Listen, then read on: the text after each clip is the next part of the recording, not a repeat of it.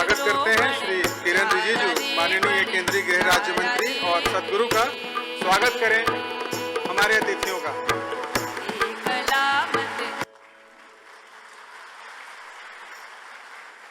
Thank you, the sounds of Isha. We will start the proceeding with the ITBP force song. Please stand in respect of the force song.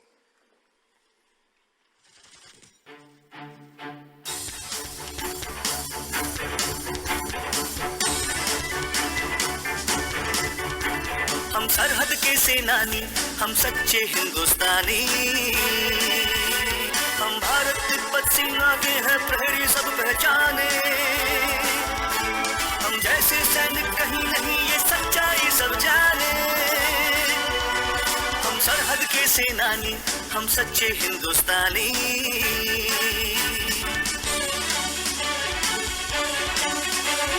शौर्य हमारी शान है, दृढ़ता है पहचान।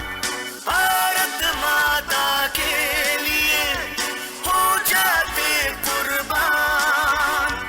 कर्म निष्ठा के पथ पर मिटने को ठानी।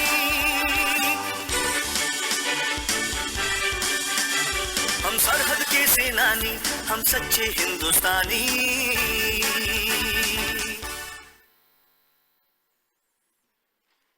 मेरा आग्रह श्री आर.के. पचनंदा, महानिदेशक ITBP से, कि सदगुरु को प्लांटर भेंट कर उनका स्वागत करें।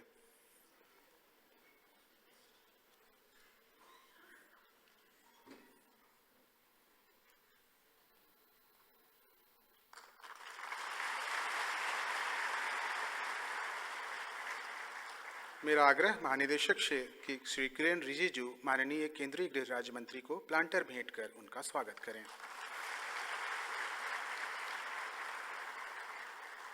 Thank you, sir. We are honored that Sadhguru is with us today. Sadhguru is a yogi, mystic, and a visionary. Sadhguru has been conferred the Padma Vibhushan by the Government of India in 2017, the highest amongst the annual civilian awards accorded for exceptional and distinguished service. 3 decades ago, Sadhguru founded Isha Foundation, a non-profit human service organization with human well-being as its core commitment. सदगुरु देश और विदेशों में भी सम्मानित आध्यात्मिक शिक्षक और पथ प्रदर्शक हैं। वे स्वयं एक जाने माने माउंटेनियर और ट्रैकर हैं और एडवेंचर स्पोर्ट्स में उनकी गहरी दिलचस्पी है। Probing and passionate, insightful, logical, and unfailingly witty, Sadhguru's talks have earned him the reputation of a speaker and opinion maker of renown. With his astute and incisive grasp of current issues and world affairs, as well as his unerring scientific approach to this question of human well-being, he has been a primary speaker at the United Nations World Headquarters and Indian Economic Summit, to name a few. He has also been invited to speak at the leading educational institutions including Oxford, Stanford, Harvard, Yale, Wharton, and MIT, among others. Sadhguru recently started a historic nationwide rally for river campaign for revitalization of India's fast depleting rivers. With a celebratory engagement with life on all levels, Sadhguru's areas of active involvement encompass fields of diverse as architecture and visual design, poetry and painting, ecology and horticulture, sports, music, and aviation. Ladies and gentlemen, we are now presenting to you a film on Sadhguru and Isha Foundation. आइए देखते हैं सदगुरु और Isha foundation पर आधारित यह विशेष film. In the next half hour, you're going to meet a man who has a devoted following across India and indeed around the world. While yoga and meditation are at the core of his teachings to promote individual growth, the work of the foundation covers conservation, education and health. And you'll find him astonishingly pragmatic on a range of very modern-day problems. Let's meet Sadhguru. For the very first time in the history of humanity, we have the necessary resource, we have the necessary capability, we have the necessary technology to address every human problem on the planet. Even 25 years ago, we couldn't have dreamt of it. But the only thing that is missing is consciousness. Today, the spotlight is on a project called Green Hands in India. We started a mass campaign and 6 years I spent planting trees in people's heads. That's the most difficult terrain, believe me. And now in the last 6 years, we've been transplanting it and that's happening much more easily. Action for Rural Rejuvenation is mainly aimed at rejuvenating the human spirit.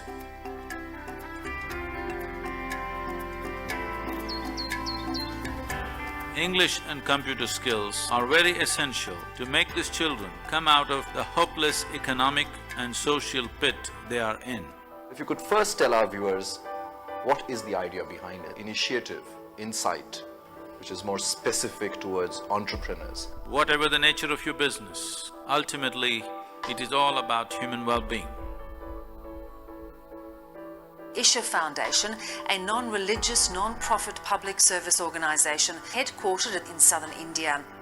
Sadhguru has established Isha Institute of Inner Sciences in North America as a space for inner transformation and complete well-being. Surrounded by the serene forests of the Cumberland Plateau, Isha Institute attracts visitors from around the world for its unique programs and special events. We've engineered the outside world in so many ways, but we've done nothing about this one. If you want to know well-being, in is the only way out. This is what I want to teach you too. That is, you can be completely intoxicated without any drug, just on life. This is a shift from wine to divine. How can you love one and hate the other when the same divine exists in all? Spiritual process is not about looking up or looking down, it is about turning inward. See, the only thing that I'm really good at is just this. I can just make the air around me just crackle with energy.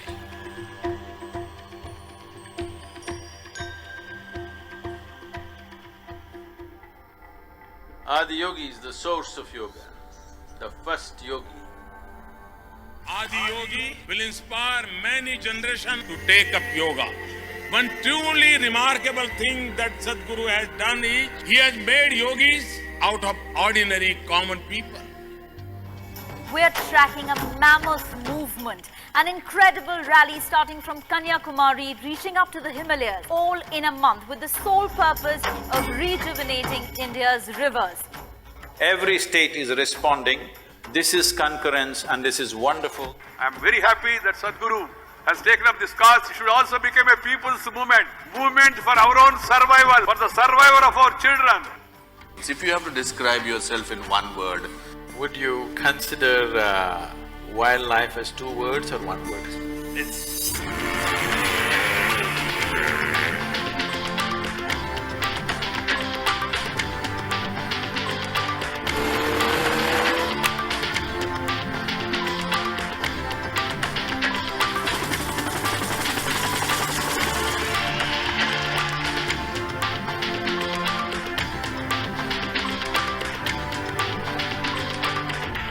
President Pranab Mukherjee felicitating his Sadhguru for all his spiritual contribution.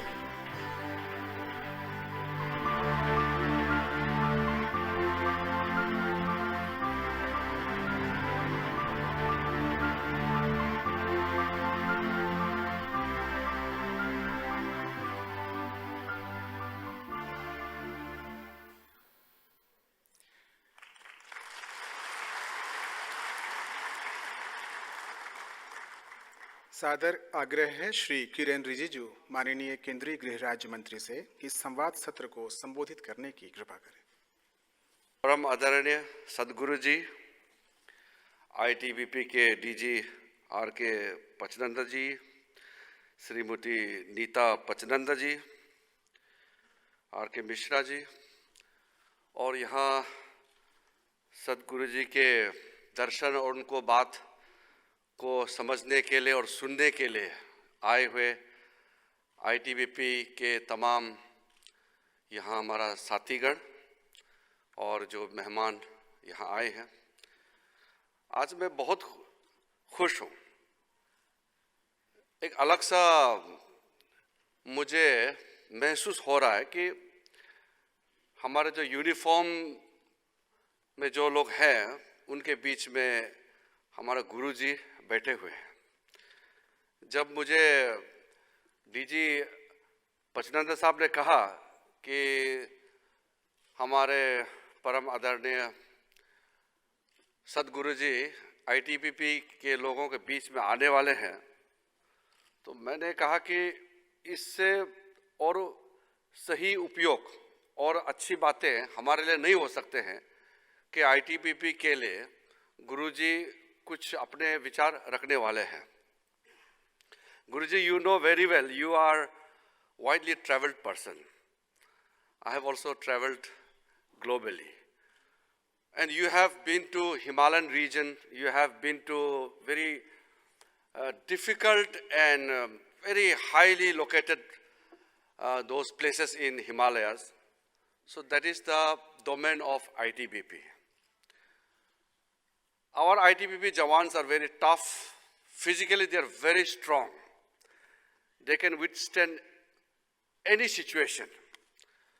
Physical toughness is one thing which they have been provided right from the beginning. But what will endure them is the mental toughness. Mental toughness is something which I cannot give it to them, that you can give Guruji. Physical toughness is because of the normal training, normal system which we have already there in the ITBP and all the forces in India. But mental toughness is something which doesn't come easily. That is why when our people, whether it's the common people or our forces, they have normal problems, they should come to us, to the government, to the minister, if they need good food, good road, good light, everything. But if they have something bigger problem, confusion, tension, something related to mind, then they should go to Guruji. Guruji can provide you the answer, which I cannot provide. I have never met Guruji in person, but I have seen some of his teaching, some of the clips where he had made immense impact on the life of the common people, not only in India, but across the globe. I can tell you, Guruji, I am a religious person, but not very practicing person, but I do follow. But very few spiritual leaders influence my life. But you have influenced me immensely in my limited access to your teachings and your thoughts. I found your teachings very precise, very scientific, and very practicable. And your outlook and your description of this universe is something which can ignite anybody's mind. I would have loved to sit throughout today to hear you out, because I wanted to listen to you in person and in full detail. But unfortunately, today is the day where Parliament is going to discuss no confidence motion against our government. And we are living in a democratic setup. The MP cannot be absent on the most important day in the Parliament, though we are very confident and this no confidence motion, whatever is going to be discussed, I have to be there. But I am very happy that our ITBP family is going to benefit immensely out of your words today. It's not easy for us to get your time. You have a commitment globally.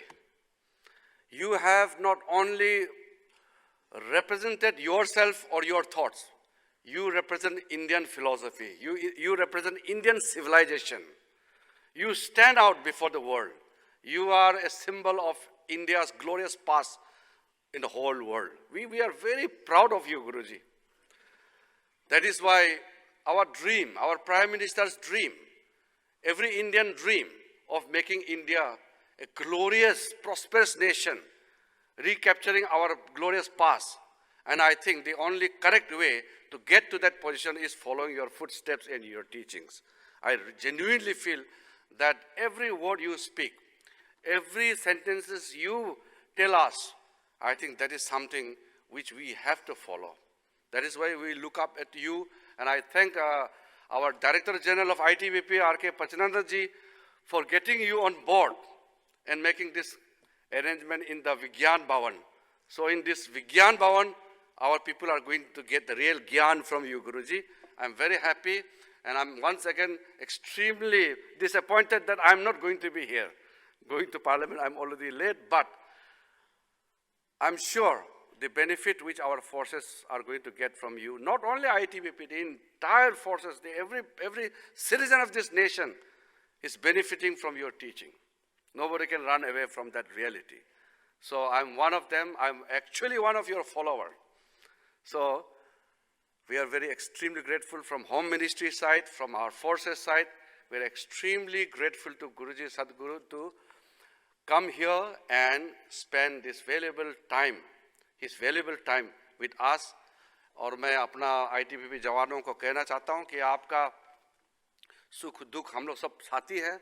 मैं तो जब हिमालय में जाता हूँ और जब 1500 feet, 1600 feet, 1700 feet, 1800 feet के ऊपर में ITBP के जवानों के साथ मैं बहुत बार गया हूँ, रहता हूँ, तो आपका जो मुसीबत है, आपका जो तकलीफ़ है उस जगह में रह करके वो हम समझ सकते हैं। नॉर्मली यहाँ पे दिल्ली वगैरह में तो हम आराम से अपना ज़िंदगी हम व्यतीत करते हैं, लेकिन उस 1700-1800 फीट के ऊपर में लगातार महीने भर, 5 महीने, 6 महीने बाहर के दुनिया से दूर, परिवार से दूर रहना ये आसान नहीं है। उसके लिए सद्गुरु जी का जो ज्ञान है, उनका जो विचार है, ये बहुत काम आने वाला है।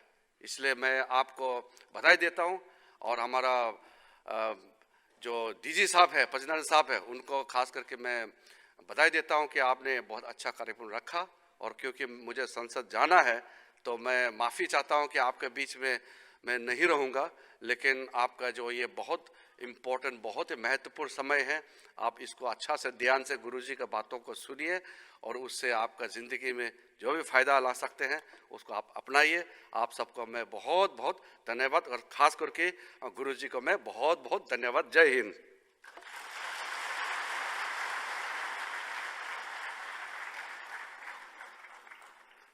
Sir, I will now request Sadhguru ji to come onto the stage. कृपया करताल ध्वनि से सद्गुरु जी का स्वागत करें।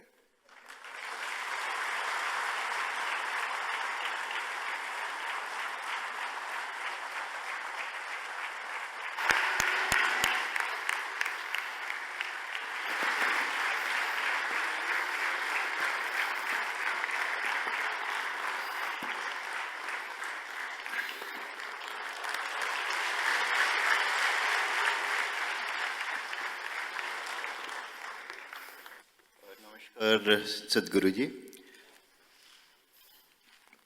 as you would be aware, we are all members of ITP, which is primarily deployed in very harsh terrain and very, very difficult weather conditions.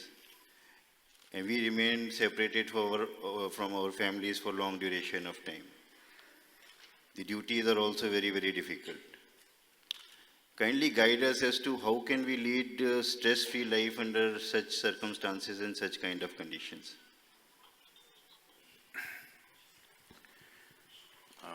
Namaskaram to everyone.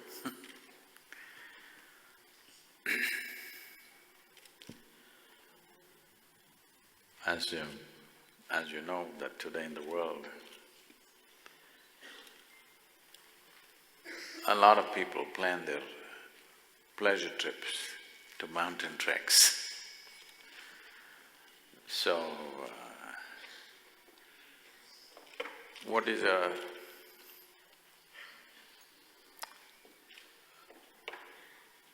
considered a harsh duty, somebody thinks is pleasure. Only thing is they don't have to be there the whole year, that is their thing, they're there by choice. So I'm not trying to belittle the forces, what they go through. To be in any fighting force itself, one needs to have a deep sense of sacrifice because we all stick out in some way, but the forces are sticking their lives out, which is not a small thing. And when we talk about stress, there are various levels of stress, physical stress, mental stress. As everybody has said and I myself have seen, from the age of 19, for the next 27 years, every year I was in the Indian part of Himalayas trekking. Last 14 years I've been trekking in Tibet and Nepal. So I've been around where your forces are deployed. My closest contact with your forces is once an ITBP truck gave me a lift for about 20-25 kilometers when the roads were blocked and I was walking alone in the evening. A truck which was, they used to have those four-wheel drive Tata trucks, the big ones. So there were only 4 soldiers and I waved to them and they took me for this 25 kilometers. So that was the closest interaction I had with them. So when you say stress, people who live in Delhi are stressed. People who live in New York are stressed. People who are living in Delhi, they think if they go to America, they will live wonderful. Go and see the people in America, they're super stressed, they're going crazy. 42% of the American population is on some kind of psychiatric medication. If they don't have their evening drink, half of them will go crazy. So people in Delhi are going crazy. Just now the minister said, in Delhi we can be aram. Ask the people in Delhi, they're always screaming complaints. So essentially, stress is not caused by the situations in which we live. Stress is our inability to manage our own system. When your thought, your emotion, your body, your chemistry doesn't take instructions from you, you become stressful. Now the important thing is to understand that this is a very sophisticated machine. What you call as human mechanism is the most sophisticated machine on the planet, isn't it? Highest level of technology. When you're handling something of such high performance, everything else we have created, whether it's a computer or a spacecraft or anything, all has come out of this machine, isn't it? Yes. So this is the mother machine for all that. So this is the most sophisticated machine. I'm asking you, have you read the user's manual? Have you? Read the user's manual. That's the only problem human beings have. They do not know their system well enough. They do not know how subtle it is and what all it can do. If only your thought and your emotion took instructions from you, would you be joyful or stressful? This is there in all levels of life. Every other life recognizes this. I don't know if it's… you okay if I tell you a little story? See, I learned this very young. When I was 10, 11 years of age, I spent a lot of time in the forests of southern India, alone by myself, 3 days, 4 days, as long as my bread lasted. Just 2 loaves of bread and I'm gone. As long as my bread lasts, I just wander around in the jungle, no torch, no watch either. I got my first watch only after I passed my 10th standard. That is how the standards were those days. So, no watch, no torch, no any kind of equipment. But I noticed that every other creature is able to manage, and why is me struggling? As I observed, I understood that there is a certain way you can keep your chemistry. Even now I can do this. I can just go in the forest, a wild cobra or something, I can just pick it up like this, he will just come without any disturbance. I think they showed one picture of me holding a king cobra. Well, if king cobra bites you, you have somewhere between 20 to 40 minutes to live. Okay. I'm not holding him by his head, I'm just holding him like this. because he's sensing your chemistry. If you show any sense of anxiety, he will immediately go for you. If he doesn't see anything, he treats you like he treats the land. Later on when I went into the jungles and survived for weeks on end by myself, people wondered how I survived. I drank a lot of honey, they never understood this. I put a plastic tube into the hives and just drank when the hive was full of bees. And they just thought I am a bigger bee. If you showed little anxiety, they will kill you. So there is a way of managing our system. Every human experience, whether stress or joy or misery or blissfulness or agony or ecstasy, everything has a chemical basis to it, isn't it? All human experience has a chemical basis to it. Or in other words, this is a chemical soup. The question is only, is this a great soup or a lousy soup? If I give soup-making ingredients to all the people here, you think same ingredients, you think they will all produce the same kind of soup? 1,000 varieties will come. That's all that's happened to us. Fundamentally, all of us are same ingredients. See in how many ways we made ourselves. So, what is needed is a little bit of soup-making skill. All the time, the world is focused, most human beings are focused on how to handle the outside. No, the most important thing is you know how to handle this. If you know how to handle this, outside is just a play. Very effortlessly you can handle. Right now, everything, in every situation, you yourself are an issue, especially for a fighting force. It's very important, you are never the issue, isn't it? There are issues outside, dangerous issues outside, which need to be dealt with. But if you become an issue in that, your own anxiety, fear and something else comes up in that, now your ability to perform what you need to perform is terribly impaired, isn't it? So it's very important that in the forces, I would request that your chief is here, that you bring some dimension of inner management, something that people know how to manage their interiority, not just being tough. Tough is needed. For the kind of job that you're involved in, being tough is needed, but being balanced is even more important. Whatever talents you have, whatever capabilities you have, all will go waste if you don't have balance. Only one who is perfectly balanced can use everything he or she has to the fullest extent. Otherwise, you may have many things, if you don't have balance, it'll all spill all over the place, your talent. It doesn't produce any result. So, stress is not a consequence of situations. Stress is a consequence of our inability to handle ourselves. We must equip ourselves in that direction.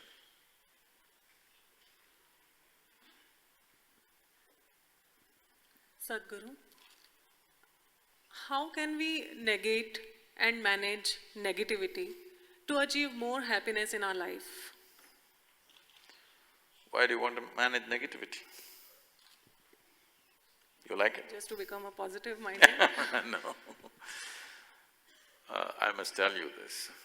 Many years ago when I first went to United States, wherever I went, everybody was talking about stress management. I kind of wondered, why would anybody want to manage stress? Because in my understanding, we manage whatever is precious to us, our family, our business, our wealth, our money, whatever is precious to us, why would you want to manage stress? It took me a while to understand, people have made a conclusion that stress is a part of their life. Stress or negativity or whatever you want to call it is not a part of your life, you're making it up, isn't it? So, your negativity, where is the manufacturing unit? No, where is the manufacturing unit? Where does it come from? From yourself. You just have to shut down that factory. Why do you want to manage a factory that you don't want? If you're producing something that you don't want, Why are you trying to manage it? What you want, you must manage, isn't it?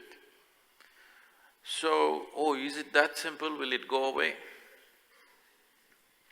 The thing is this,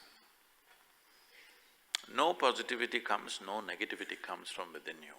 Only thoughts come. Yes? Thoughts come from what? From whatever you have seen today, from whatever you have experienced in your life. Based on variety of inputs that have gone into you, thoughts are getting generated. Now you want to defeat a particular thought, you want to fight it. I know you're a soldier, but there are certain things you cannot fight because they don't exist. How to fight something that you don't exist? Can I tell you a joke? Hello? Yes. This happened to an Indian man who went to California, of course as a technology person. Then he started playing in the stock market, and in 1996, I think, he made a huge amount of money. He had a windfall, hundreds of millions of dollars he made. And just the previous year, he had divorced his wife very appropriately, because in California law, if you divorce, you have to give 50% to your wife. After he divorced his wife, he made this huge amount of money. He's already over 60 years of age, so he wants to spend it on himself. He bought himself a Ferrari, 1932 Ferrari, which is $36 million. He bought a $80 million home in Beverly Hills. Like this, he went about splurging upon himself. Then he decided to have a medical test. In Northern California, there are medical institutions which are swankier than 7-star hotels. It's not like some dreary medical test that you go through in the forces. 15 days you admit yourself, you can choose your tests. All kinds of esoteric tests, they'll check your aura, the length of your aura, the color of your aura and all this kind of stuff. So, a nice place, it's like a resort, and they appointed a young woman, pretty-looking woman, who was taking care of him. He liked the entire experience. On the fourth day, he was lying down in his bed. Unfortunately, what should happen in the toilet happened on the bed. Now he saw how to clear up this mess, he's messed up the bed. Not knowing what to do, he was thinking about it. Just then he heard the footsteps of this young lady who was coming towards his room. He didn't want this young woman to see the mess on the bed. Unfortunately, in America, ladies don't walk quietly, they walk talk, you know. So when he heard this talk, he knew she's coming, he doesn't want her to see this mess. Not knowing what to do, he picked up all the sheets and threw it out of the 5th floor window. Down below, a regular man was just going home from a party. Such an unfair world. See, a man is expected to walk on a round planet and the damn thing is spinning all the time. With great difficulty, this they realize only after parties that the planet is round. He was walking sideways and going home. It helps to go sideways, isn't it? He was walking sideways and going home. Just then the sheets came and covered him. He screamed and yelled and fought with the sheets. It took him over 2 minutes to get the sheets down. By then the security came rushing and they asked, "What's all the commotion about?" He was standing there, dazed, looking at these white sheets on the ground. He said, "It looks like I've beaten the shit out of a ghost." So these are ghosts that you create and then you fight. If you enjoy the fight, fight for some time. But you must know these ghosts are your creation. And the ghosts that you create, if you win over them, then you're really lost, isn't it? So there is no need to fight negativity, you just have to understand it's you who is creating it. If there is a little distance between you and your thought process, is it true that you're not the thought, isn't it? It's your thought. Is this your little finger? This is not this, yours. It's your finger, it's not you, isn't it? Similarly, it's your thought, it's not you. So, what is you and what is yours? If there's a little space, These things are finished in one shot. So we can give you a simple process, it's called Isha Kriya, it's available on any phone, you can download an app and just do it. This will be wonderful for the forces because the physical demands, I'm saying, the physical demands that are there on a person when you're in the mountains. Every year, I've been there for more than 40 years, in some mountains all the time. Now in August, I'm going to Tilicho Lake in Nepal. Yeah, about 17,400 feet, I think. So every time I go to the mountains, my body creaks, tough, muscles hurt, knees hurt, bad toilets or no toilets, all this, then I think, oh, I've done enough mountains, this is it. This year I'm closing it. But within 3 months, again I'm planning the next trip because in spite of all the physical stress that happens to you, there is something that you cannot do without out there.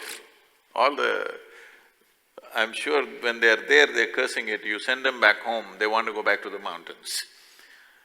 But the important thing is when there is such a physical stress on the body, when you're stretching your body beyond limits, having a little distance between you and the body, between you and the mind is of tremendous importance. We can give you a simple method called Isha Kriya, with which you create a distance between you and your body, between you and your mind. Suddenly you see, you're able to do things with your body and mind like you never imagined possible. You don't have to fight you don't have to encourage positivity, fight negativity, no such thing. Being realistic is very important. Maybe the situation is negative, you better see the negativity, especially being a soldier. You cannot be very positive. You must see what is there. You must be always expecting the worst. If you are expecting the best all the time, somebody will give you the worst, isn't it? So, you should not get into this business of positivity, negativity. This is for American socialite ladies. They're talking all these fanciful things because nothing happens in their life except breakfast, lunch and dinner. When they're having breakfast, they're planning their lunch, when they're having lunch, they're planning dinner. This is all they do. For them, all these things. For you who's out there sticking your life out, it's very important you have clarity of mind, you simply see what is there, neither positive nor negative. Very important. Namaskaram, Sadhguru. I would like to ask that as ITBP personnel, sometimes we face certain ups and downs in our professional lives. Sometimes we see situations where even life is at stake. So in those situations, how to keep our morale high in those rather frequent psychological tides?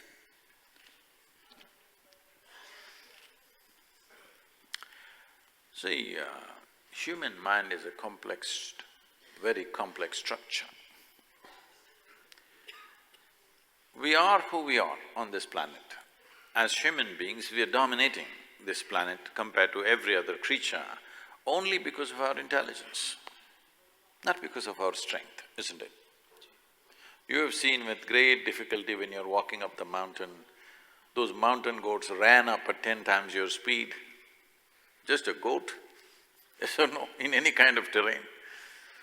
So, physical strength is not our forte, we have an intelligence.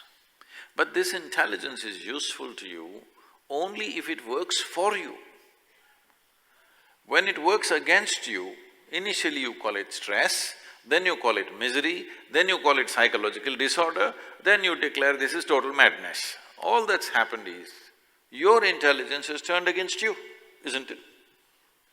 So it's extremely important for anybody, not just for a soldier, and particularly for a soldier, as you said, because you're sticking your life out. But even for a man who's driving on the street right now, if his intelligence doesn't work for him, he could also die, isn't it? In fact, more people die on the streets than on the battlefields all over the world, particularly in India. Every year, about 140,000 people die on the Indian roads. That many people have not died in all the 4 wars, probably. Unfortunate reality is happening every day because somewhere there are situations beyond us, that's different. But we should not be the problem, isn't it? If we should not be the problem, our intelligence should work 100% for us. If you say stress, what does it mean? This means your intelligence is not working for you, it's turning against you. Outside there is somebody creating problem for you. Instead of dealing with that, my own intelligence turns against me, then how do I handle the outside? When you get stress, do you feel crippled or not? Your capabilities are taken away. What you were normally capable of is taken away simply because of stressfulness or fear or anxiety or something else that grips you. But this is from inside. This is your mind turning against you, isn't it? So, there are simple processes with which we can ensure that our body, our chemistry, our mind does not turn against us. Always works for me, it's very important. If this starts working against me, suppose my right hand starts punching me in my face, what to do? If somebody else tries to punch me, I can do things. But if my hand starts punching me, what to do? It's a most helpless situation. Right now, this is all that's happening to 90% of the human beings on the planet. Their own mind batters them every day. They don't need anybody else, they don't need an enemy. They are very good at it by themselves. They beat themselves up through the day and night. This must stop. Human potential and human genius can open up only when your intelligence never works against you, it always works for you. This is very important. Some harnessing is missing, isn't it? As I said, people don't bother to read the user's manual of such a complex machine and they want to do it somehow. When it works accidentally, sometimes it works, sometimes it doesn't.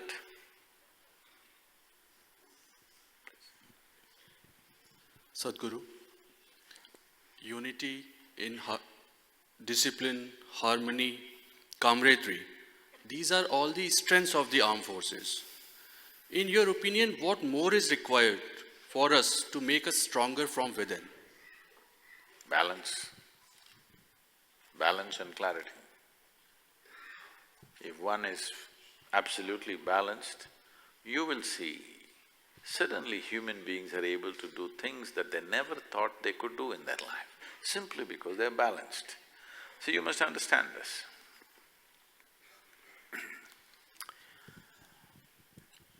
Your own internal issues, how much energy it's consuming every day if you look at this. Just to tell you from my own experience, see, for almost 25 years of my life, I, on an average, slept between 2.5 to 3 hours a day. So over 20 hours a day, I was active. These days, getting little lazy and sleeping 4.5 hours a day.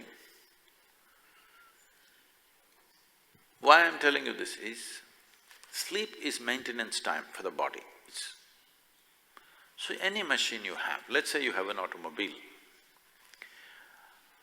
once in a month, if you have to down the machine for maintenance, 1 day in 30 days, it's all right. But 15 days in a month, if it's down for maintenance, this is a nuisance machine, better to get a mule, isn't it? So right now, in 24 hours, if 8–10 hours is maintenance time for anybody, any body, it's a nuisance machine, isn't it? Why is this happening? One reason is your own system consumes so much energy simply because of lack of balance within itself. While you're climbing a mountain, if the footing is right, you're going, there is a demand on every muscle when you're going up. But suppose you lost little balance, do you see suddenly how much energy it consumes? Mild, just off. This is happening within you all the time. I'm not talking about physical balance only, your chemical balance, mental balance, every time it's a little off, it's consuming an enormous amount of energy. So because of that, there is not enough energy for life as a process. Because of that, there is more maintenance to the system because it's out of balance. If you bring balance, the maintenance levels that the body demands will go down considerably, and the energy that you have also will be almost boundless simply because you're balanced and it doesn't consume any energy. Whether it's anything, if an automobile, if the four wheels are not properly aligned, well, it will not perform, isn't it? Balance is most important. You're riding a bicycle, how long ago you learned to ride a bicycle?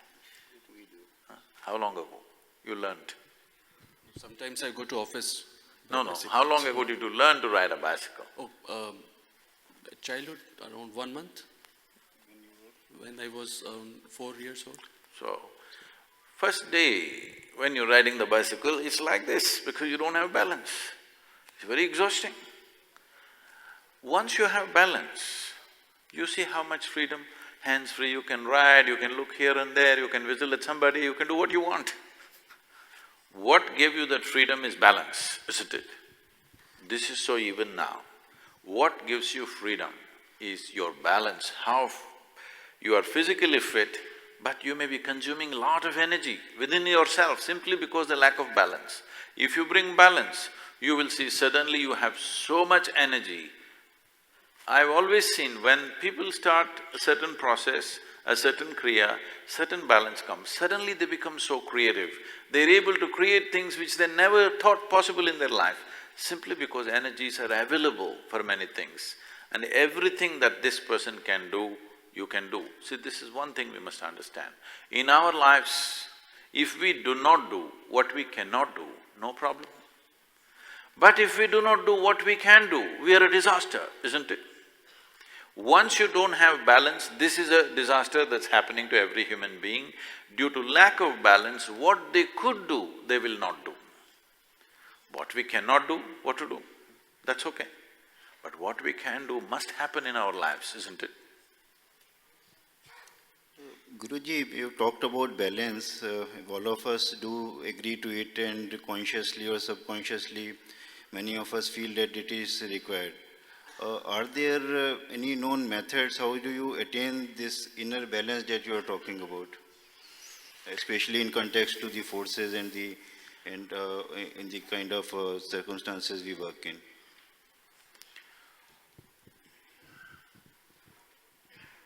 For the forces particularly, we have structured a program of what is called as Upayoga as a preparatory step.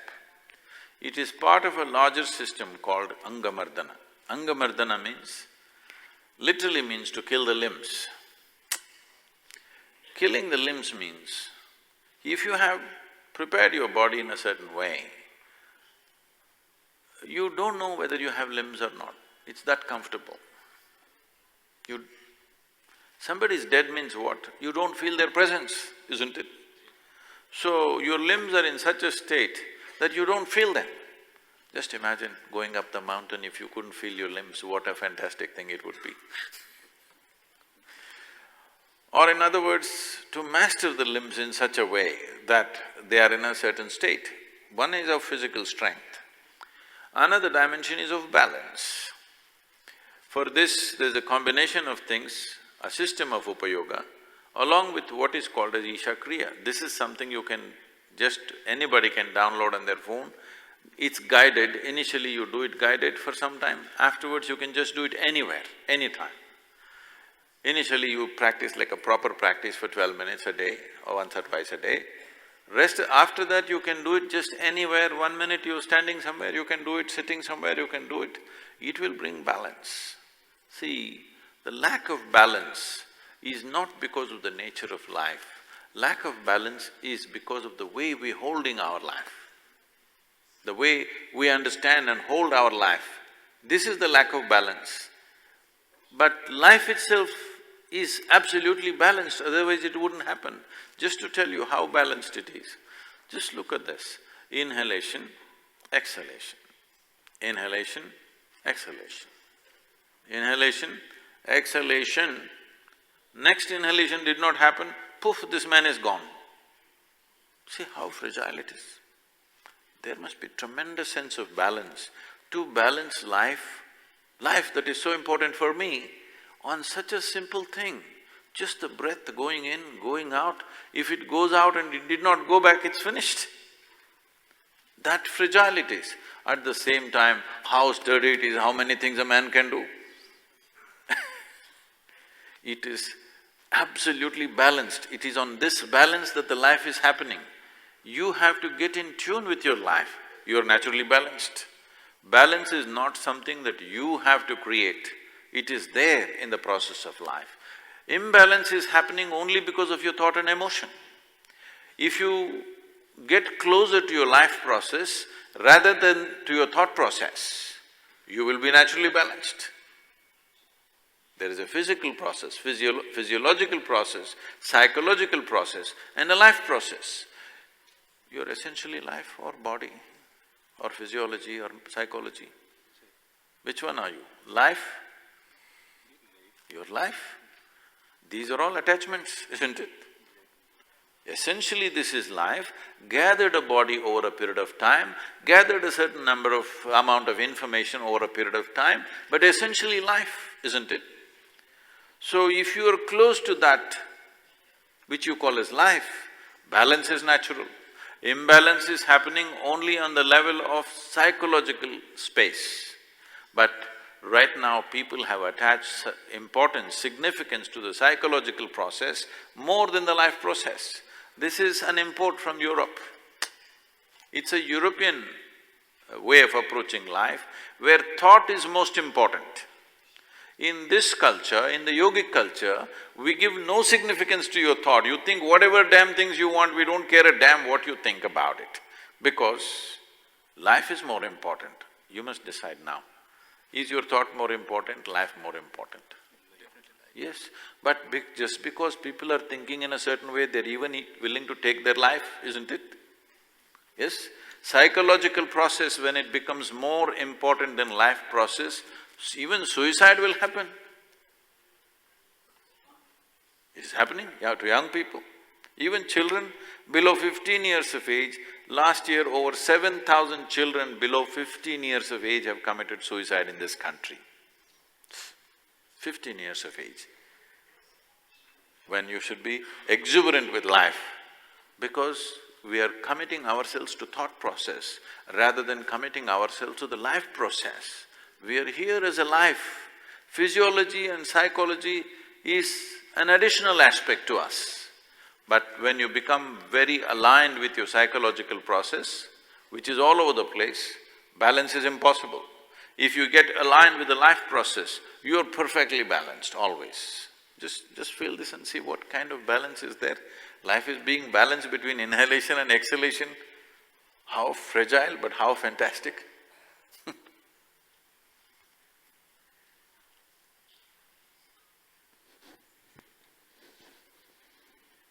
Sadhguru, I have one question related to children. As you mentioned that due to this advancement of technology, we are now surrounded with n number of gadgets and various technologies, smartphones, tabs, internet, social media. And we have been witnessing that our young generation, particularly kids, are now getting addicted to these gadgets. So what in your opinion should we do to lead them towards a healthier and more creative life and habits?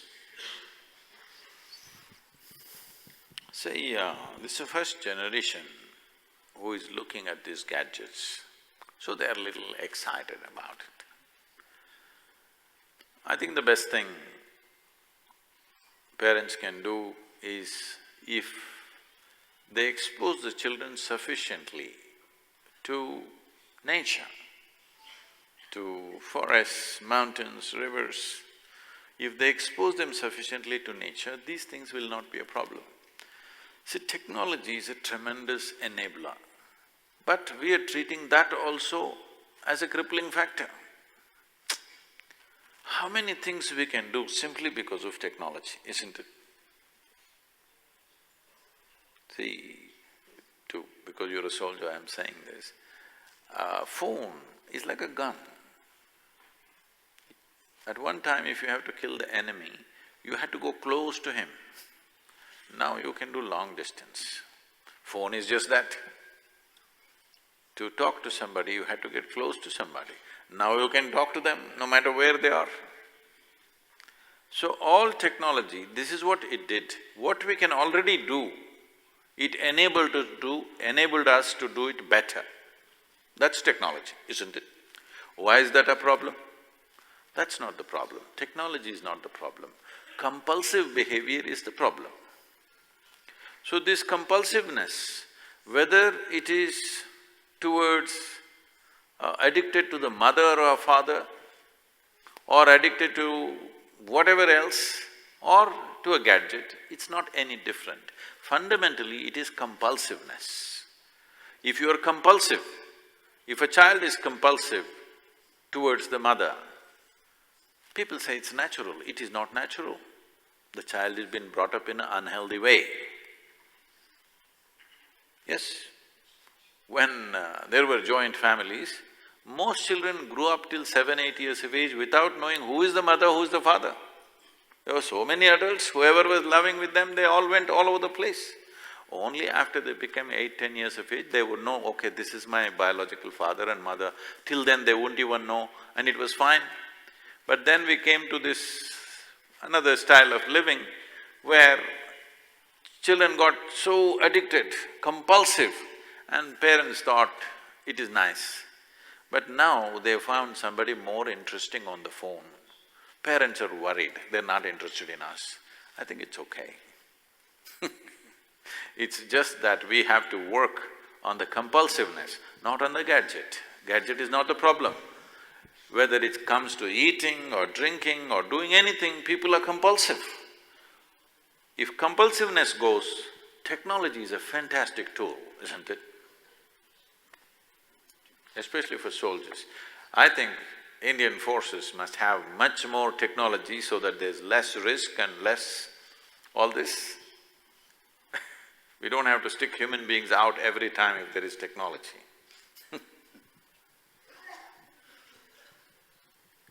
Sadhguru, with your permission, can we take questions from the audience, please?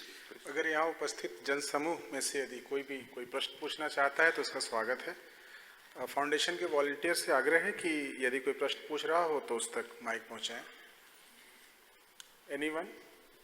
अपना हाथ आप raise कर सकते हैं, volunteers आपके पास तुरंत पहुँचेंगे।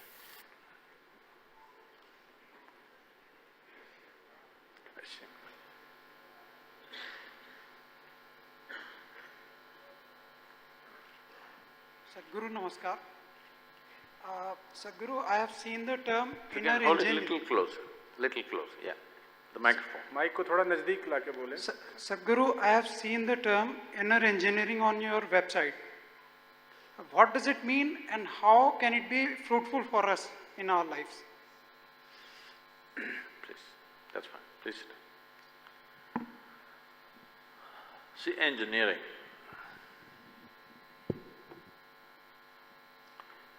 Let's say this building is well engineered.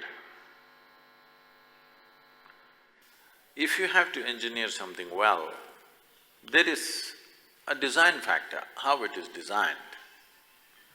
And there is a material factor, what kind of materials are used, and who fixes the material, in which way.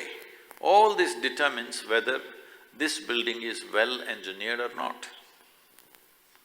In our experience, sitting in the building, well-engineered building or a well-engineered car means what? It functions the way we want it to function.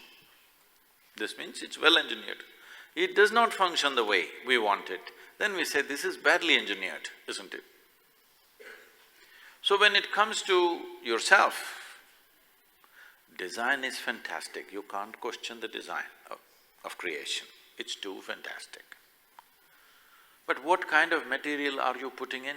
This entire body is constructed from the food that you eat, isn't it? Fortunately, it is so capable, whatever nonsense you put, still it manages. But do you want to just manage or do you want to function at your highest level? This is a question. Some people think if they just manage to live, it's okay with them.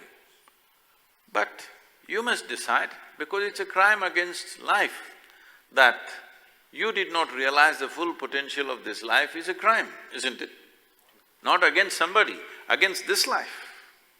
If you try to commit crime against somebody, they will have the resistance. But when you start committing crime against this life has no resistance, isn't it? Totally helpless. So, if you want to realize the full potential of what this is, it's very important, it's well engineered. Well engineered means design must be great, design is great, with this there's no question. Material that you put in must be appropriate, and who fixes the material also must do it with utmost skill and consciousness. With as much consciousness you do, how consciously somebody has put these nuts and bolts together decides whether this is going to come down on our head or not, isn't it so? The same thing goes for this. How consciously has this been put together decides whether this is going to work for us or against us. So inner engineering is a 32-hour process, focused 32 hours. It's formatted in different ways, 7 days, 5 days, 3 days, in many different ways. But essentially, we need 32 hours of focused time where we can teach you a simple methodology with which you understand, experientially understand, not intellectually, experientially understand what you need to do with your body, what you need to do with your mind, what you need to do with your chemistry, and above all, your fundamental life energy, how to handle these things. In a way, this is a basic user's manual. How to manage this, how to make use of this, that's all. But it needs 32 hours of focused time. If you're willing to give that much time, yes. Otherwise, a simpler process is Upa Yoga, which takes 5 to 6 hours. You can start with that, and when you see the benefit, you can look at a longer process. We are doing these programs all across the world. We are doing these programs as a part of the DOPT, what do you call that? All the IAS and IPS officers, I think you come under IPS, isn't it so? So all the IAS and IPS officers in many batches have been doing this program for the last few years because it's the efficacy of the program which kept it going. Millions of people have done it around the world. What it means is, just to tell you in terms of experience, many things have happened, I can't go into those things, health, well-being, all that stuff, there are millions of examples. But the most important thing for me is, there are millions of people today, if they as much as simply close their eyes, tears of ecstasy will come. People may ask, is it good for a soldier to be ecstatic?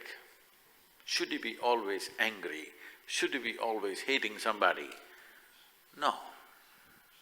Soldier, in our country at least, we call them defense forces. Well, when they have to fight, that's different. But a soldier is there to avoid the fight, not to fight. Yes?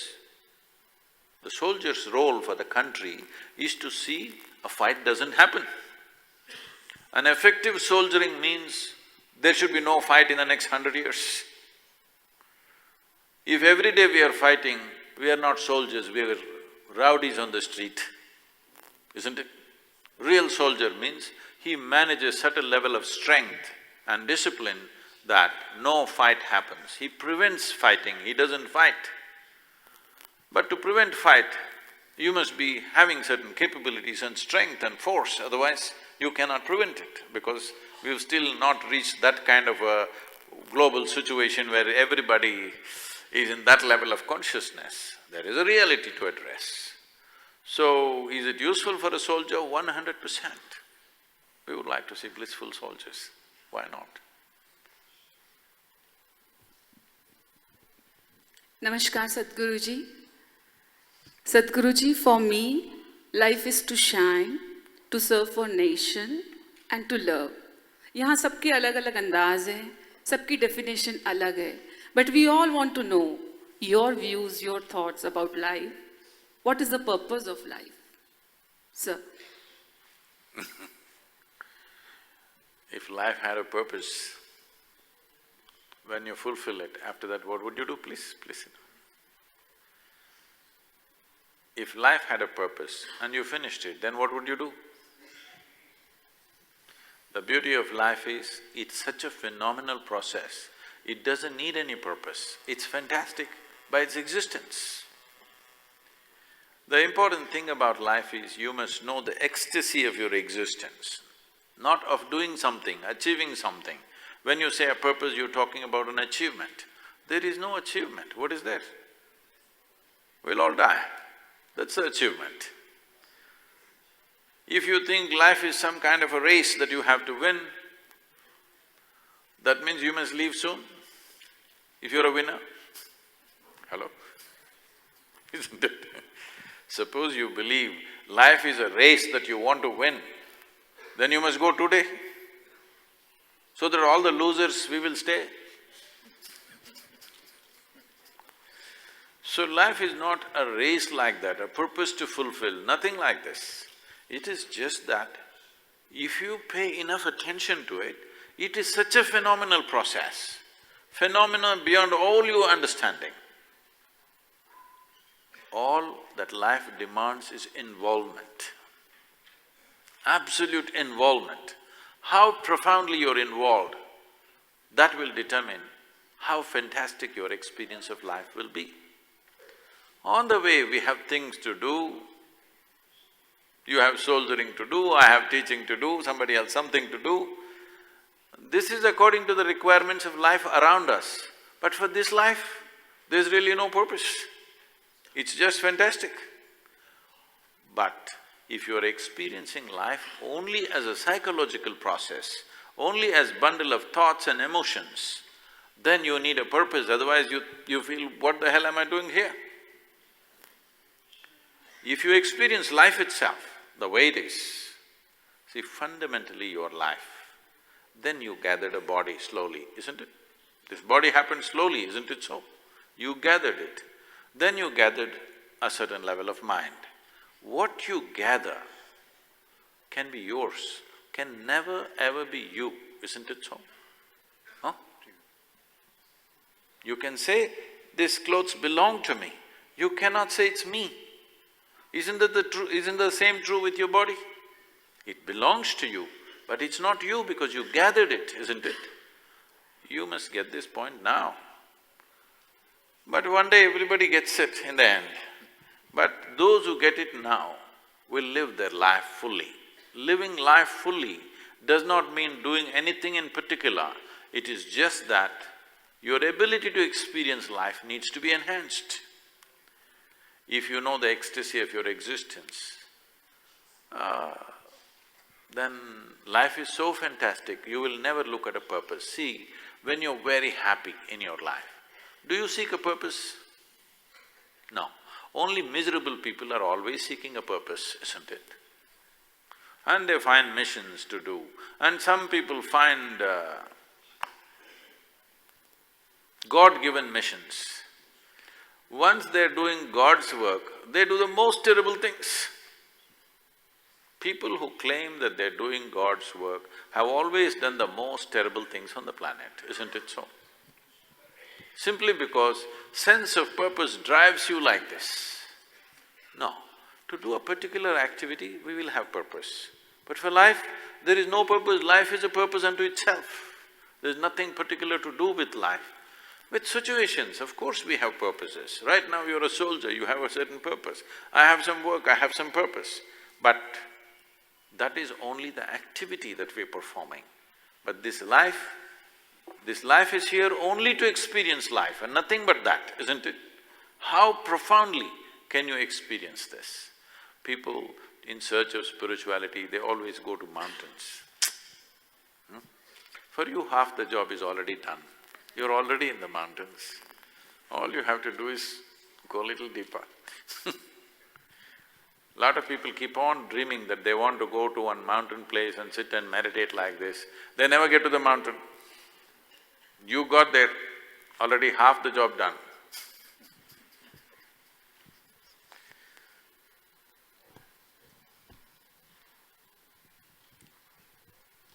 Sadhguruji, kindly… Yes, how can I use harness?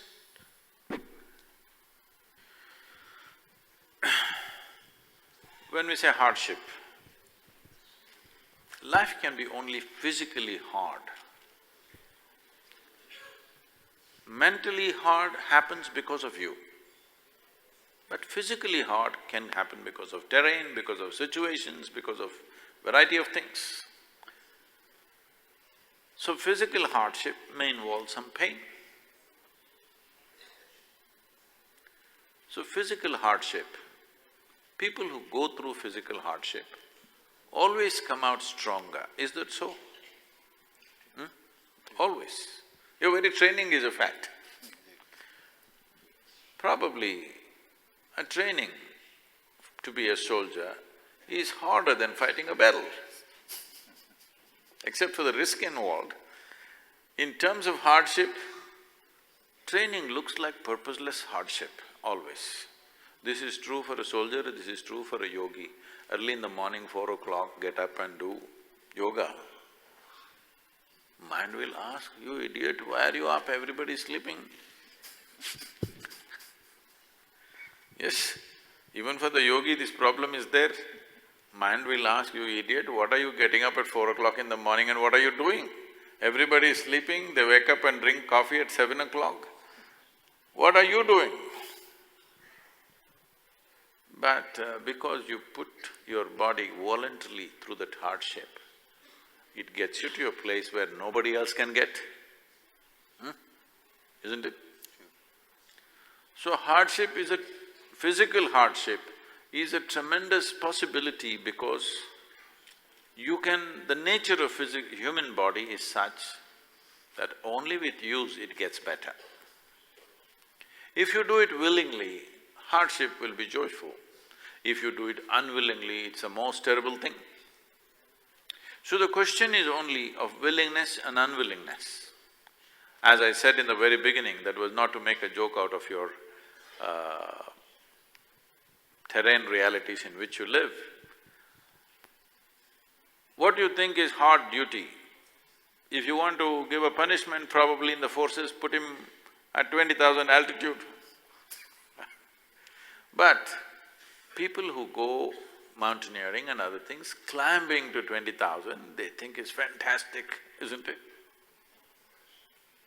So what is the difference? The difference is only mindset. Somebody is doing it willingly, somebody thinks they're being forced to do it. That's all the difference is. So this is all life is. Wherever we are, anything we're doing, any given moment of our life, if we do it willingly, it's like heaven. If we do it unwillingly, it's our hell, isn't it? Anything, just anything. Do you like gulab jamun? Most of us do. No, I'm asking this officer. You like gulab jamun? So right now I'm going to get lot of gulab jamuns and I'm going to put it in your mouth, more and more and more gulab jamuns. That can become the worst experience of your life, isn't it? When you want to eat gulab jamun, you take it in your hands willingly and you ate it, it was so nice. When you don't want it, if somebody forces it down your throat, it's terrible. So the difference is only in willingness and unwillingness. This is the fundamental thing that every human being has to do. So right now, whatever we do, maybe if I had a choice, I would do something else, but right now I'm doing this, let's say whatever I'm doing. If you do it willingly, even that thing that you don't like becomes a wonderful process. If you do it unwillingly, then you will see it becomes a terrible process. But I don't like this, why should I do it willingly? Okay, see, if your choice is to suffer, please do it. If you don't like it, you don't do it tomorrow. But today when you're doing it, you do it willingly. If you do it willingly, even that thing that you think you do not like, even that becomes a great pleasure and becomes a process of growth for you. So definitely physical hardship can be used in a big way to bring balance and well-being to yourself. Psychological hardships are entirely your making. Nobody else is doing that to you, only you can do that to you, isn't it? To stop that, you As I said, this Isha Kriya is something all of you should do, because this will give you distance, little distance. Little distance will completely change the way you look at things. It's like this, you see the traffic jam. Traffic is jammed, you're stuck in it. Everybody is cursing each other and getting angry, and in Delhi also they kill each other. Traffic jams, people kill each other, you know. Suppose you're flying in an airplane or a helicopter and look down, traffic jam looks really nice, you know. Have you ever noticed this? It looks quite nice, simply because there's a little distance. The same thing with your body and your mind. If you create a little distance, when I say distance, you must understand this. Your body you gathered, your mind you gathered, it is possible to create a distance. If you create a little distance, suddenly the activity of the mind is a great entertainment.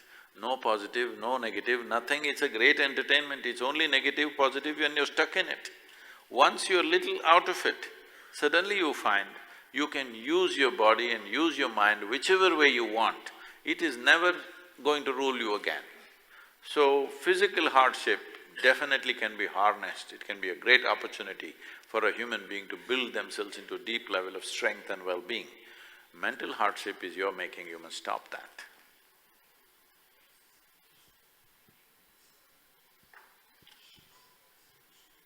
Please, some of the ladies are raising their hands.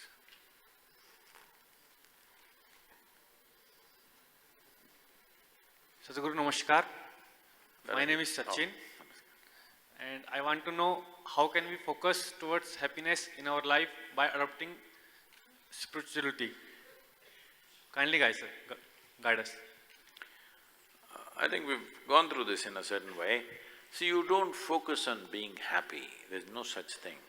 The reason why most people are miserable is because they're not only trying to be happy, they're trying to be happier than somebody else. They want to be happier than somebody who's sitting next to them, they will become miserable. You don't have to focus on happiness. Tell me, when you were 5 years of age, were you naturally happy? Yes? At that time, somebody had to make you unhappy, isn't it? Today, now you are asking how to be happy, somebody has to make you happy now. No, nobody need to make you happy or unhappy. It is just that you have taken the world inside. You need to understand, there is you, there is world. We engage with the world to whatever extent we want. This is why we are given these lens caps, which we call eyelids. If you close, world should go away, isn't it? But for most people, if they close their eyes, more will happen in their head than ever before. So certain discipline has to be brought into the system, that somebody being happy is not because they're focused on happiness. It is just that misery happens because your thoughts are compulsive and out of control. If your thoughts were taking instructions from you, right now, I just want to experiment with you. Can you think of a flower? Yes, isn't it? Can you think of a mountain? Yes. Can you think of a river? You can. Can you think of a tiger? You can. Can you think of something horrible? You can. So it's all by choice, isn't it? What you right now think of is entirely by choice, but suppose it become like this for you, you faced a tiger somewhere close up. Now all the time you only think about a tiger, not because a tiger is there, simply because you become compulsive thought, isn't it? So what you need to look at is compulsiveness, not happiness, not fear, not stress, not this and that. If compulsiveness goes away, you will definitely do what you want, isn't it? If you do what you want for yourself, would you keep yourself blissful or miserable? What do you want for yourself? Definitely blissful, isn't it? The problem is, your machine is not taking instructions from you, it's become compulsive. So it is not… see, these are all outcomes. Somebody is happy, somebody is unhappy, somebody is joyful, somebody is miserable, somebody is ecstatic, somebody is in agony. These are all only consequences. Don't try to fix the consequence. If you want flowers in your garden, you don't have to go and do flower meditation. Trying to focus on happiness is just like doing flower meditation. If you want flowers in your garden, you must handle the soil, the manure, the water, the sunlight properly, flowers will happen. Now, the logical mind is such, oh, why should I do the soil? The soil doesn't look like a flower. Why should I handle the manure? It doesn't smell like a flower. Water doesn't feel like a flower. Sunlight, definitely not that. But that's how life happens. If you handle those things right, flowers will happen, isn't it? If you sit and meditate on flowers, flower, flower, flower, flower will not come. This is the nature of life.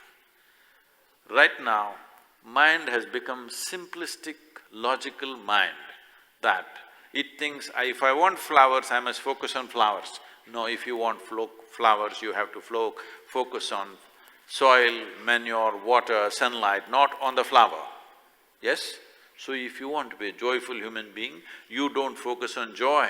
You learn to see how to keep the body, how to keep the mind, how to keep your energies, how to keep your emotions. If you keep them in balance, joy is a consequence.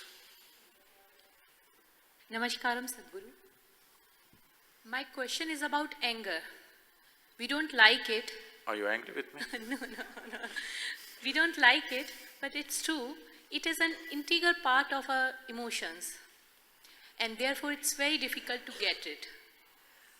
Sadhguru, please tell us if it is possible to use anger in a constructive manner. Are you angry with me right now? No. So then why do you say it's an integral part of who you are? If it's an integral part of who you are, right now also you must be angry, isn't it? No. You're not. No. So it is not an integral part of you. Yes. So you create anger once in a way. Yes. Now you're also asking, how can I use this anger to produce something? Anger does produce something. You have children? Yes. Okay. So, you do bush with the children out of fear that you may burst. They will do something that you want. You do bush with your husband, he will do what you want because he doesn't want unpleasant consequences. But every day if you start doing this, then they know what to do with you, isn't it? Yes or no? Once in a way you got angry, they treated you lovingly. Every day, day in and day out you be angry, then they know what to do with you, isn't it? So, right now, shall I handle you with anger? Shall I? Shall I get angry with you? Huh? No, you don't want it. Then what makes you think other people want it? When you don't want to be treated angrily by anybody, what makes you believe that other people like it? Just check them and see, do they really like you when you're angry? No, they bear with you. They bear with you. Do you want to be that kind of a human being that people bear with you because there's no other way, because they're married to you or they're born to you or they're your neighbors, they have to bear with you. Is that the kind of person you want to be? Or do you want to be a person that everybody wants to be with you? That's important, isn't it? Anger is a tremendous waste of human energy. But most people will not get propelled to do anything unless they're angry. Because this is an evolutionary problem. You know, Charles Darwin told you, you are an amoeba and then this and pig and buffalo and this and that and then monkey and here you are. You think all of them are totally gone? No, some of them are still there. Once in a way they come up and growl. Some of the creatures are not gone yet, they're still there in our genetic material because the DNA difference between a human being and a chimpanzee is only 1.23%. So obviously they're all there, isn't it? The question is, Are you going to empower the human nature in you, or are you going to empower the tiger in you or the dog in you or something in you? This is the question. When you're angry, do you think straight? No.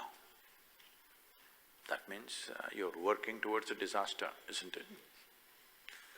Today we can chemically analyze you and show you that if we take your blood samples right now, if you're not angry, how your blood will be, blood chemistry will be, and 5 minutes you become very angry and then we check your blood samples, it clearly shows you're literally poisoning yourself, literally.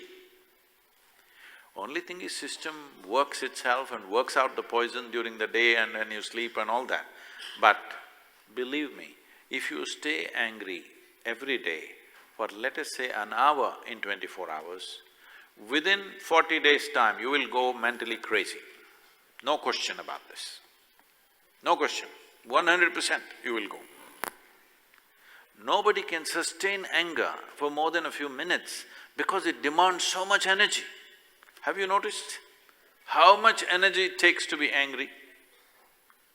Because of that, you are saved. But suppose you remain angry for 1 full hour intensely every day, within a month, month and a half, you're gone. Mentally you'll be broken. That's the kind of damage it's doing to you. How can you even say, can I use my anger to fix… Who are you thinking of? I know that poor man. No. It's very, very important. It's very, very important, especially mothers who have children. A child should never see what is anger in your home, do you understand? Never see what is anger, what is hatred, what is jealousy, these things they should not see. They must just grow, then they will blossom like flowers with fragrance.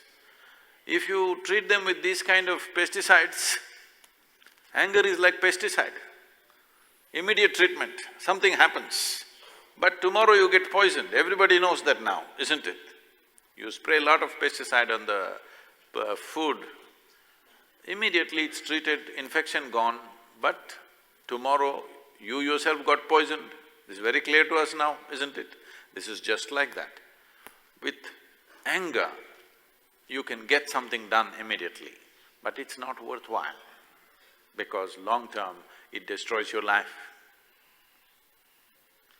This is anger, resentment, jealousy, these are poisons that you drink, but you expect somebody else to die.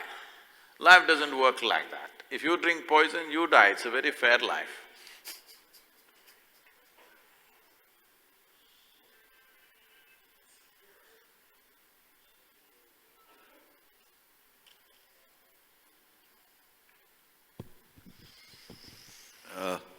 Sadhguruji, I would like to…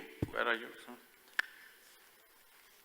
Oh, I'm sorry. Namaskar. I would like to ask one question. You just mentioned in your discourse that you sleep only for about 2.5 hours, if I'm not wrong. I didn't get that, I'm sorry, please. During your discourse, you said that you only sleep for about 2.5 hours. I said I sleep for 4 to 4.5 hours now. Oh, so I heard it wrong. No, you heard it right. For 25 years, I slept only 2.5 to 3 hours. But even the medical science says that one needs to sleep at least for 6 to 7 hours. So how do you explain your fitness, your agility and your…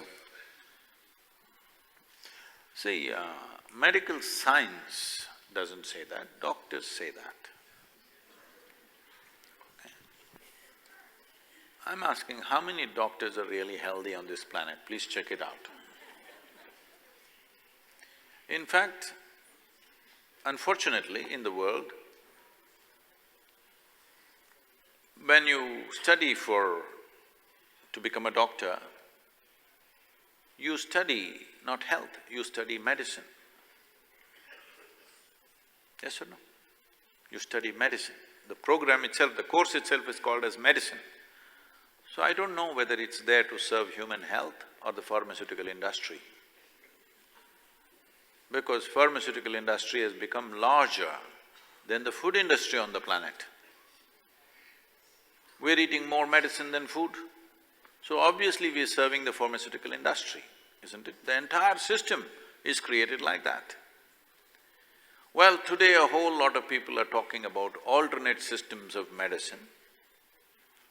But coming to sleep and rest, see, what the body needs is rest, not sleep. Some sleep is needed to handle certain aspects of purification of the body, but what it needs is rest. To be restful means that your system is running easy. It's running easy. If you tune your automobile at a low RPM, the same machine lasts for a longer period of time because less stress on it. If it's running at a high RPM, it wears out soon, isn't it? If you… I'm speaking right now, so my pulse rate is somewhere around 56, 58 like this. But if I simply sit quietly, if my stomach is empty, I will settle down to 36. So this is very restful. This will not die of stress, it may die of exhaustion because I'm pushing myself like that, but it will not die of stress for sure. When there is lot of stress, that means the system is in an agitated state. The body wants to switch off for a longer period of time. If you… have you noticed this on a particular day, you are very happy, very happy. Do you see you need much less food and sleep on that day? Have you noticed this?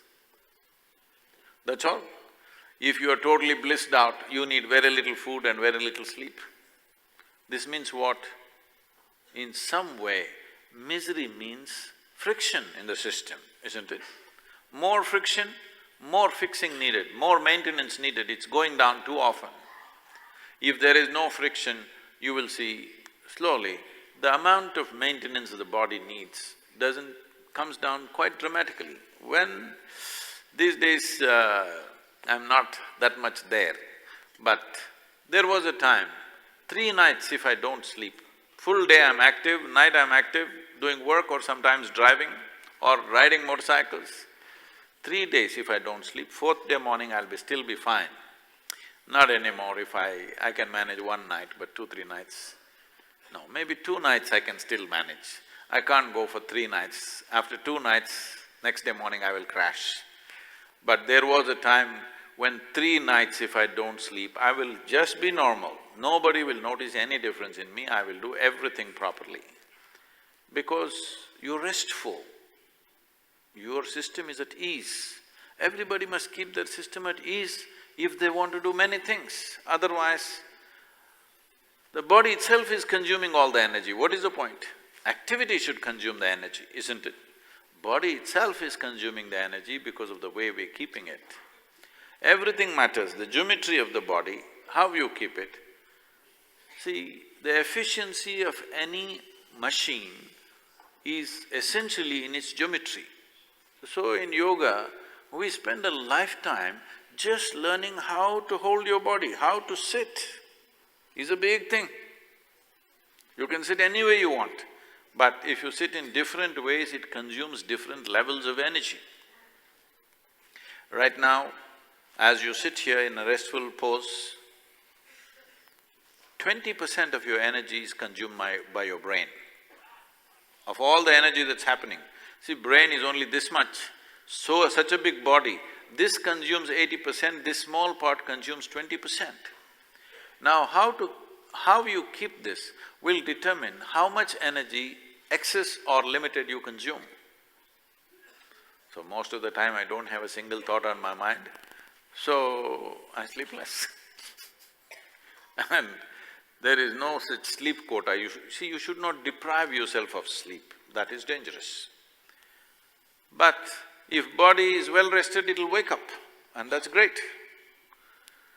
So how much sleep you need should be determined by the day's activity, not by a prescription. On a particular day, you've been physically very stressed, so it demands more sleep.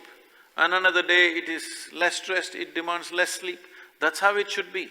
There should be no prescription, you must sleep for 6 hours, 8 hours or whatever. And this is also because of the type of food they're eating. Largely these prescriptions come from Western countries, and the type of food they're eating will definitely make them very sleepy. You must understand this. All the carnivorous animals sleep much, much more than the herbivorous animals because they eat a full meat diet. If a tiger eats a meal, he usually doesn't eat for almost 12 to 15 days. And after he eats 2-3 days, he does nothing else except sleeping, because that's the nature of food he consumes. If a cobra eats a full meal, it won't eat for 2 weeks minimum. And all it does is sleep for the first 3-4 days. Before it moves, it's 3 days. Till then it doesn't move. Even the pygmies in the Central Africa, they eat raw meat. If they eat, they don't sleep, they sleep for anywhere between 24 to 40 hours at a stretch. You cannot sleep that much simply because of the nature of food. If you just alter your food, how you're consuming your food, what quality of food you consume, you will see sleep quota will just come down dramatically. One reason why Western societies, particularly American society, is sleeping heavily is almost all the food that they eat is minimum 3 months old. This we call as tamas in India. In Ayurveda and yoga, we call this tamas. Tamas means inertia. So if you consume food which is at a certain level of inertia, your body also becomes inert. It sleeps 8 hours, 10 hours. You eat fresh food and see, you will wake up early in the morning.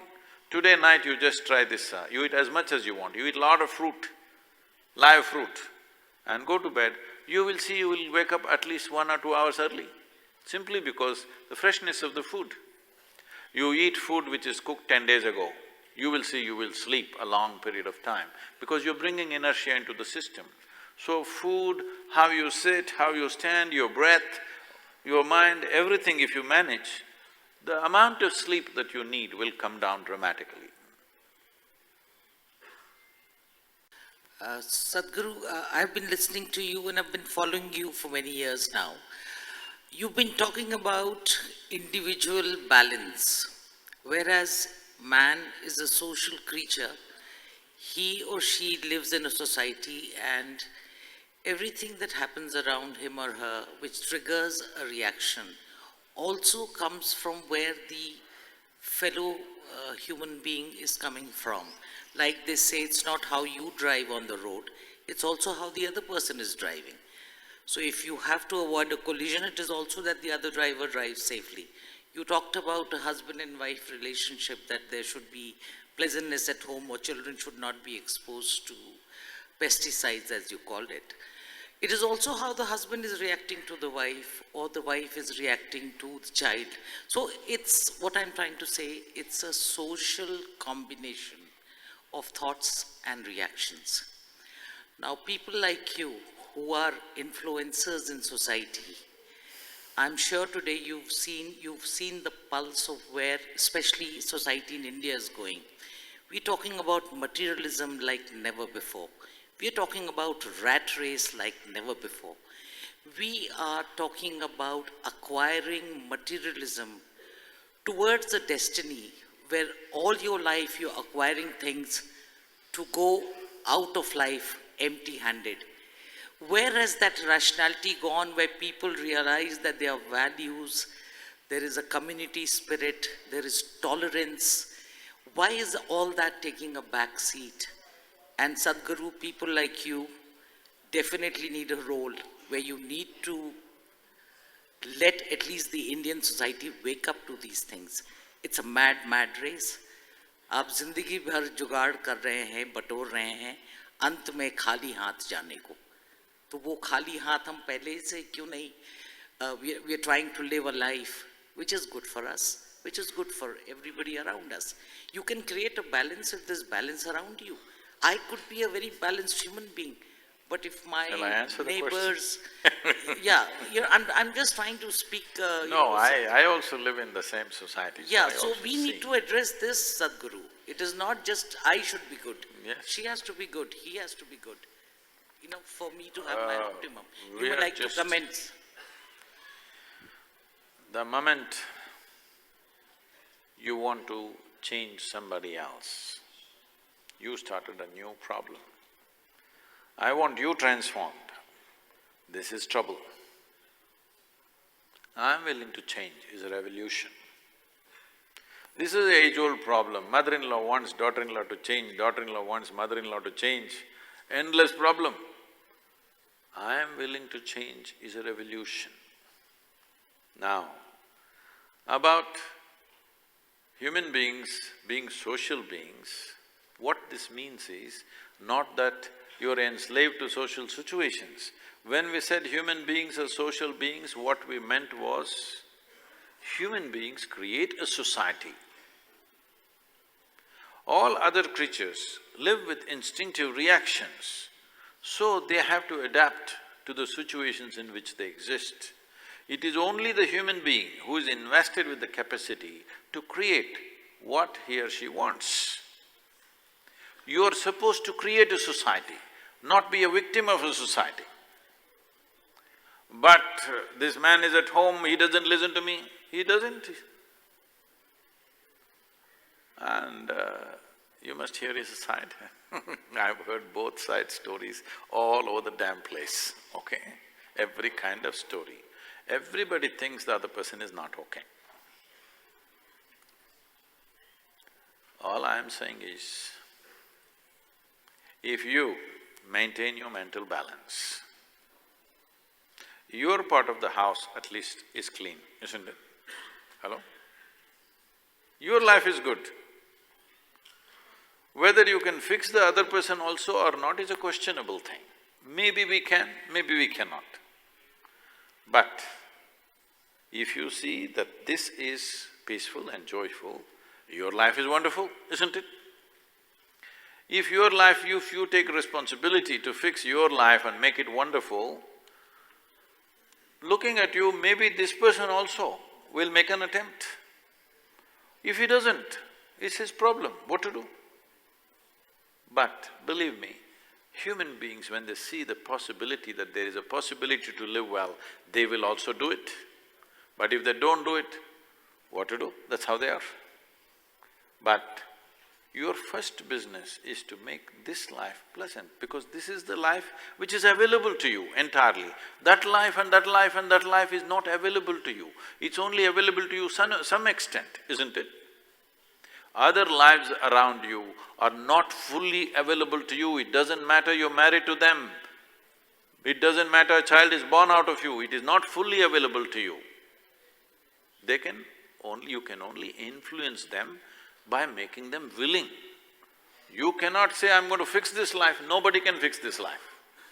Only if this life is willing, then we can do something, isn't it? Even if it's your own child, a 5-year-old child you can't fix, isn't it so? Unless you make him willing. But this life you must fix. If this one is peaceful and joyful, world is fixed. Because my experience of the world is beautiful, because I'm feeling wonderful right now. Without individual transformation, there is no universal transformation ever. If we talk about universal transformation without individual transformation, all you will do is, you will take out a procession on the street, how this is not okay, that is not okay, endlessly, nothing will change. All that's happened with revolutions on the planet is, generally you replaced one tyrant with multiple tyrants. That's all that happened. Because without transforming myself, I'm seeing how to transform you. This will create a whole lot of trouble. A true revolution is, I am willing to change. If I change, if you believe world around you will not change, that's because you have not made that effort. You please make that effort and see, don't worry about what I say and what I don't say. Just for 24 hours, just remain joyful with everybody that you meet. You will see, everybody seems to be fine. Everybody seems to be quite fine. Here and there you will meet some thorns, it's okay. But the rest seem to be fine. You approach the world joyfully and lovingly. Just do one thing right now when you step out. Whatever the taxi driver, auto rickshaw driver, when you get in, talk to him lovingly, joyfully. You will see he wants to gossip with you, he's happy, he'll share his life with you. It happens to me all the time. I get into a taxi somewhere outside the country. Within 5 minutes, that guy is sharing his entire life with me. Simply just do this for 24 hours. No matter what people do to you, you just remain joyful and peaceful. And you will see what kind of response you will get from the rest of the world. Even the animals will respond to you. Believe me, even plants will. I don't want to go there, but there is substantial scientific evidence. Even plant life responds to you if you're in a certain way, because this entire life that's happening is one big chemical soup. If you create pleasant chemistry here, everything will respond. This is what I was saying. The cobra doesn't bite me, the bees don't bite me, not because they like me. They think I'm one of them, that's all. You be like this, wherever you go, people think they're one of you. Not by thought, simply because you never create a resistance anywhere. You will see everybody will be fine. Well, there are some problems come up, we'll have to deal with it, that's a different matter. But if you make yourself unpleasant, have you achieved anything, I'm asking? Let's say somebody is misbehaving with me. If I make myself unpleasant, do I solve any problem, I'm asking? The question is this: do you want to become part of the solution or do you want to be a part of the problem? This is all the options you have when it comes to society, country and the world. This is all you have. Do you want to be a part of the solution or do you want to be a part of the problem? This is all the choice you have. You're not going to solve all the problems in the universe.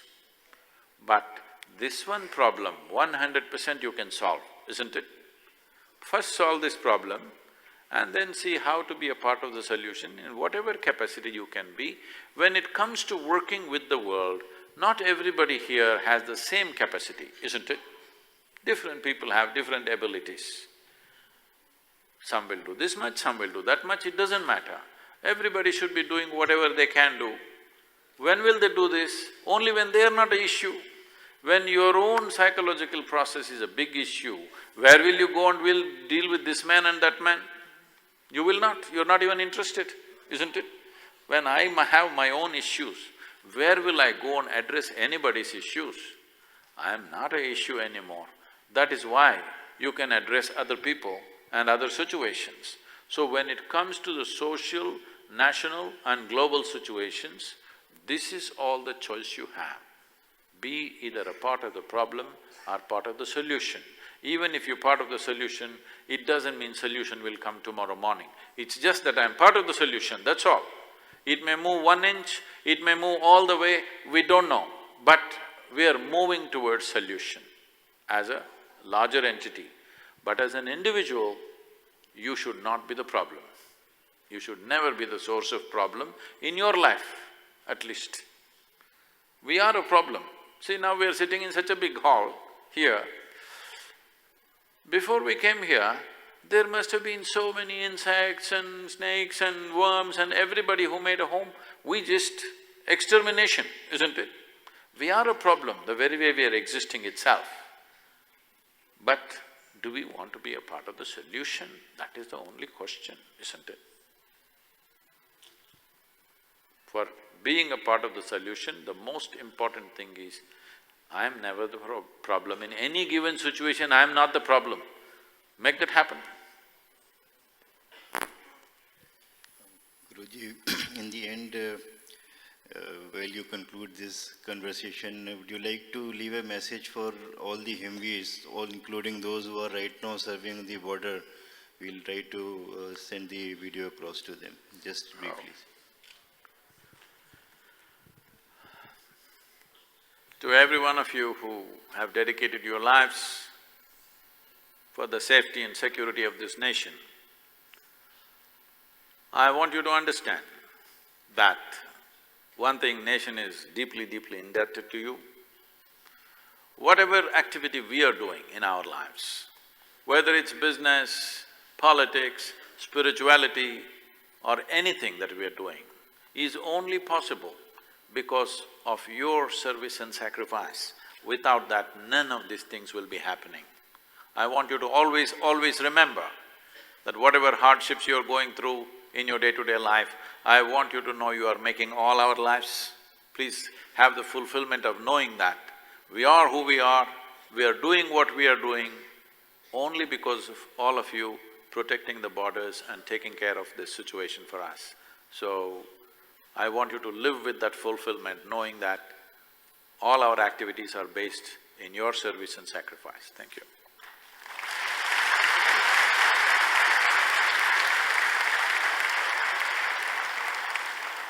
धन्यवाद सद्गुरु। प्रश्न बहुत हैं लेकिन समय सीमित है। ध्यान में रखते हुए हम यह संवाद सत्र जो प्रश्नोत्तर का था समाप्त करते हैं। निश्चित ही हमें कुछ महत्वपूर्ण प्रश्नों के उत्तर मिले हैं जो हमारा जीवन उत्साहित और सकारात्मक बनाए रखेंगे। I will request Shri R.K. Pachnanda, DG ITBP, and Shri R.K. Mishra, ADG ITBP, to come onto the stage.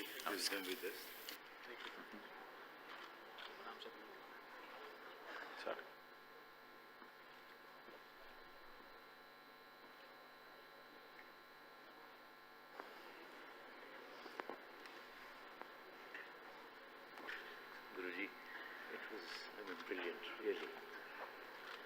It's my privilege. Such facts of life you brought out so lucidly. I will request Shri R.K. Pachnanda, DG ITBP, to present a memento to Sadhguruji as a token of love and respect on behalf of entire ITBP.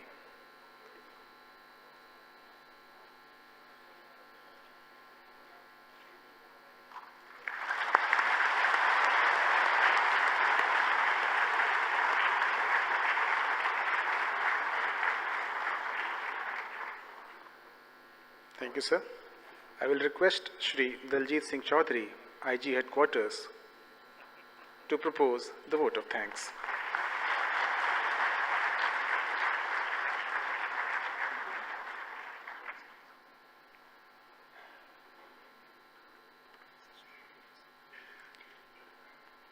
Very respected Sadhguruji, Shri R.K. Pachnanda, DG ITBP, Shrimati Neeta Pachnanda, President Hawa, Shri R.K. Mishra, ADG ITBP, all the senior officers, MBs, ladies and gentlemen. We are grateful today to the respected Sadhguruji who has enlightened us today about the ecstasy of life and how to live it beautifully and meaningfully. We all feel inspired, and I'm sure everybody today present here must be taking away something with them to ponder over for his or her betterment and stressful life. The inspirational interaction will go a long way in motivating our troops who leave no stone unturned in delivering their services in the arduous terrains and inclement weather conditions.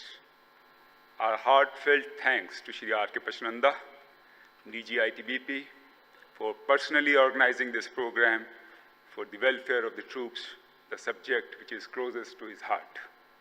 Sir, on behalf of the entire force, I would like to express our gratitude to you for the vision you have for the progress and development of the force. Our all thanks to Shri R.K. Mishra, ADG ITBP, for his valuable guidance in organizing this function. I would like to thank Isha Foundation and their volunteers for all the support. I also thank the organizing committees and Vigyan Bhawan officials who helped us in conducting this program. Thank you very much. Jai Hind.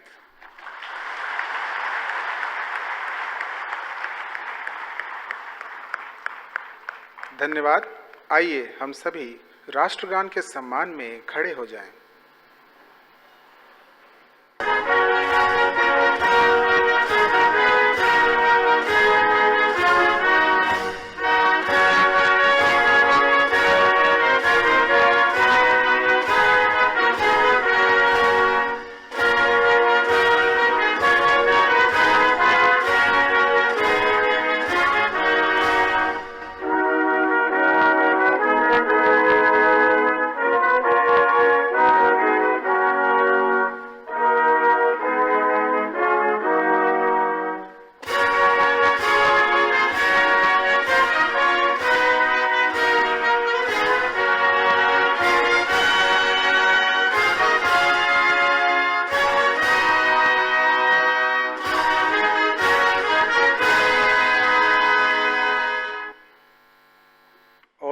distinguished guests are requested to join us for the tea. Thank you. Jai Hind.